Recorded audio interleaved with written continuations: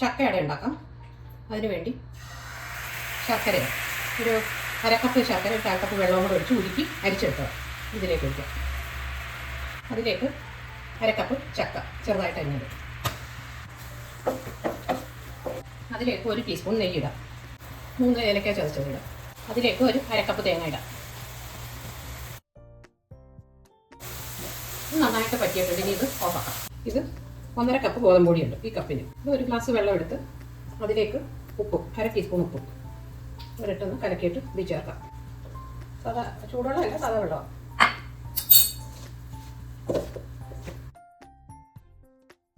വെള്ളം ആവശ്യമായിട്ട് വന്നിട്ടുള്ളൂ. ഇനി ഇതൊന്ന് ഉരുട്ടിയെടുക്കാം. ഇത് ഉരുട്ടിയെടുത്ത് ഇതൊരു 5 എണ്ണം ഉണ്ട്. ഇതിങ്ങനെ ഉരുട്ടിയെടുക്കണ്ട, ഈ എളുപ്പത്തിന് വേണ്ടിയാണ്, പരത്താൻ എളുപ്പത്തിന് വേണ്ടി ഇങ്ങനെ ഉരുട്ടിയെടുത്തതാണ്. ഇനി നമുക്ക് വാഴയിലൊന്ന് ഇത് പരത്തിയെടുക്കാം.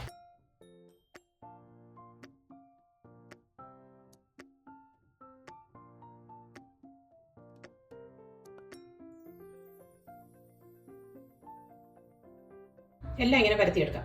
സ്റ്റീമറിലെ വെള്ളം വെച്ച് ഇനി അട വെക്കാം. അതിൽ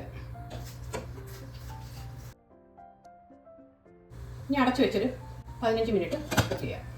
അടച്ചു വെക്കാം. ഒരു 5 മിനിറ്റ് ഹൈ ഫ്ലെയിമിൽ വെക്കാം. പിന്നെ ഒരു മീഡിയം ഫ്ലെയിമിൽ 10 മിനിറ്റ് കൂടെ ഇട്ട് വേവിക്കാം. ഇതിപ്പം 15 മിനിറ്റായി. ഇത് ഓഫാക്കാം.